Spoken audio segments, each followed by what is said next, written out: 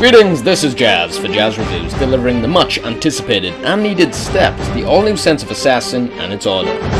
In recent years, Creed has become the flagship of all that is Ubisoft, and through the hype and popularity, Creed has undoubtedly stagnated over time. One more sequel could have proved dangerous, but after 3 years of development now, I applaud the next solid, concrete step from good to greatness.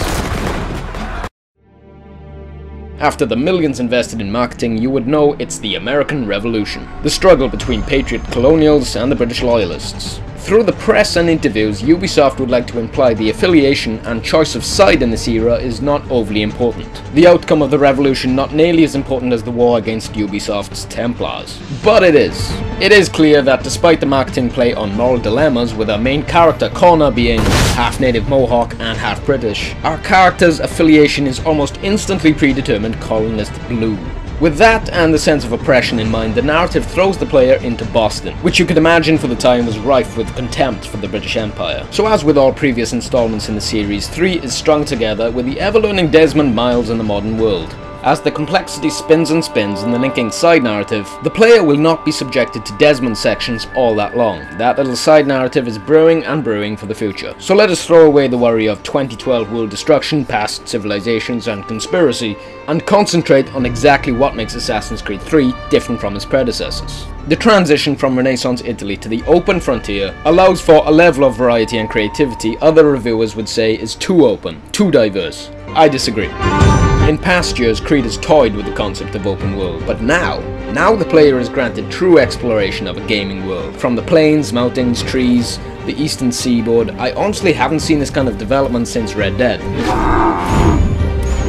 The physical effects on things like snow, along with Connor's animations, make the gameplay all the more realistic. In the most ambitious Creed yet, we're talking very fine intricate details. Every rock, tree, handcrafted, and with it a certain level of side content, such as interactive NPCs at campsites, the odd fisherman folk or damsel in distress, filling up this world with points of interest that you might stumble into now and again, which I always felt past games were lacking, as if the space was just there to claim the open world status. It's the kind of side content that you might come to expect at this level. Nothing groundbreaking, some features feel superficial, but its content is subtle and for the most part done correctly. It's the kind of stuff small and big time developers are coming to understand, which is all about the bigger picture, changing the way the world thinks of video games. And if you don't feel like traversing through the forests, swimming, or traipsing through all that snow, there's always instant fast travel. But I'd seriously recommend exploring all of the frontier. It's great seeing the physical effects in action, or how its rich, dynamic setting throws wildlife all over the place, presenting perfect targets to be hunted. Yes, hunted, with normal weapons or the snare trap, and then skinned and sold to marketplace traders in the city. Which brings me on to the gameplay mechanics. With the exception to the rope dart, most weapons play the same.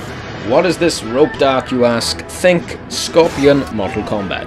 But what's also pretty cool is how this little fabrication can be used to hang enemies from trees, leaving you with nothing but grim satisfaction. The bow and arrow and the introduction of muskets mix the combat up a little, but firearms are very stiff and free aim almost impossible. Combat feels more fluid as enemies will be quicker to attack the player even when preoccupied in an attack. But the process still feels very fixed, and with the prospect of nearly every enemy in the game being armed, I would have thought Ubisoft would be forced to make the game considerably harder, but it's not, as you can see. Combat does make you think a little bit more, demanding quicker reflex actions to ensure Connor avoids those quick blows, or to force the player to grab and hold an enemy as a human shield just in time for those synchronized gunshots. But the fact is, Assassin's Creed still plays in very much the same way, which most people are happy with. But personally, I'd like to see an Assassin's Creed game all the more punishing for engaging in full-out warfare. With still no difficulty options other than turning off aspects of the HUD, I could easily take on 20-30 guards all at once in close quarters combat and take 20 gunshots in the process. Assassin's Creed has become very forgiving for the casual gamer, very friendly. You can no longer heal yourself manually during the fight, but your health does still regenerate. The new finishing and execution moves seem to fit a little bit better this time around, and the player as a result will feel a lot cooler. But a real assassin? Probably not. Hey, Lickspittle! Why don't you take yourself back across the pond? There are a few new stealth features, such as leaning around corners and crouching through the undergrowth and bushes, but they are more features than all-out mechanics. New stealth options such as blending with civilians are still gimmicks to me. As an Assassin's game, stealth is important. There's quite a few mandatory missions where getting seen means failing the mission. A shame then that despite all that experience with Splinter Cell, Creed's stealth mechanics are very finicky and inconsistent. People have been complaining of quite a few glitches on both platforms, and the truth is, there is quite a lot of glitches. But that doesn't really bother me in the slightest. With a world so big, no glitch I encountered was game-breaking, most simply funny. But it's the odd things such as horses unable to jump from tiny ledges or walk through a really shallow stream that does my head in. So far, you're thinking I hate the game, but really, I'm just trying to address the issues that I really wanted corrected in previous games. But fundamentally the game is still very much the same Creed people know and love, so we'll leave it at that. The biggest and most ambitious plus for me this time around was the naval battles. Through previewing the game, I had high expectations for these ship conflicts, and hell, the developers delivered. Visually, these battles look amazing, from cannonball to ship, to wood splinters and the individual men affected as a result. The entire battle allows the player to captain their own ship, with the options of upgrading the hull, adding more cannons and the grape shot ability. It'll be one simple button to fire starboard or broadside, the other to fire the swivel guns, allowing for a touch more accuracy. Ship battles are not that advanced, but they don't need to be. The whole experience comes across extremely enjoyable with the right balance of timing with ships not too slow or too fast. It's really great seeing the first mate shouting orders to the crew, adjusting the sail for more speed or maneuverability. Now, there will be a little wait before the game allows the player the luxury of the ship battles, in either story or the side missions, so some would say the pacing for the entire game is flawed. I say it's important to get that sense of oppression before all-out revolution. It's all about building real character development from the start, with no need to rush into the world all at once. We get to see Connor grow from the start, and the story does really well in piecing the narrative all together. With the Brotherhood practically destroyed, it's cool to meet your mentor Achilles and build it once again, but not quite as overboard as AC Brotherhood. I don't think you can just come in here, throw those on, and call yourself an assassin. I did not. I would never presume. That's all right. But from the Italian Batman Ezio to Connor now, I think the majority would agree that our character is a bit bland and a little more uninspiring, but only you can really decide that. I was told you could train me. No.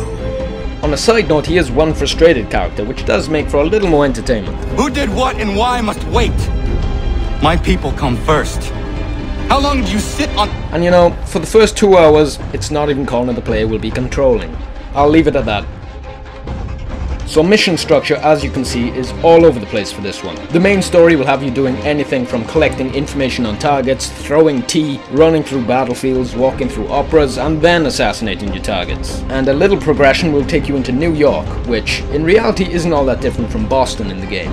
But to make things a little more interesting, be sure to check out all of the Homestead side missions rewarding the player with specialized workers for the Homestead system. As with previous games, developers have decided to throw in a little micromanagement to buy materials, improving the Homestead manor house with the sending of convoys to craft and improve new weapons. The player can also infiltrate or massacre enemy forts to bring down taxes and increase the overall profits. The tutorial for this was not great, but I'd recommend you get into the flow of it all right away for maximum gain. Features involve basic things such as the herding of pigs, and more suitably defending your convoys. Some players may feel this system is completely unnecessary, along with the tunnel system, which requires the player to get lost in order to unlock new fast travel points in the towns of Boston and New York. But hey, it's not compulsory. Interestingly enough, with what I was saying earlier, expect to run into all kinds of side activities such as checkers and dice. There's all kinds of extra content, treasure, chests, trinkets, all just waiting to be found by the player. So I think I'll leave it there for you to do the rest.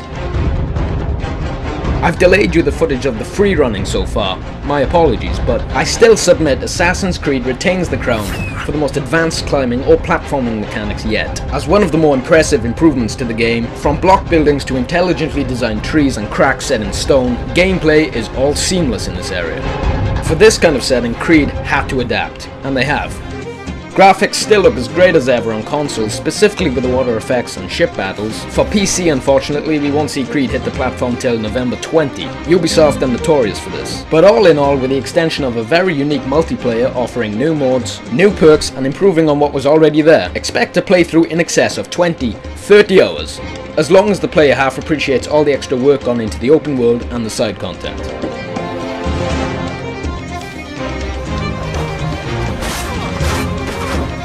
So with a game of this stature, and all things considered, my review easily makes this title a must-buy. For more content on anything multiplayer, head over to the kings of gaming in my book, Pixelenemy. This has been Jazz for Jazz Reviews. For my next review, you will see Far Cry 3 entering your subscription boxes sometime November. As always, thank you for watching, commenting, debating, arguing. See you in the comments. Until next time. Did I ever tell you the definition of insanity? They have to die, don't they?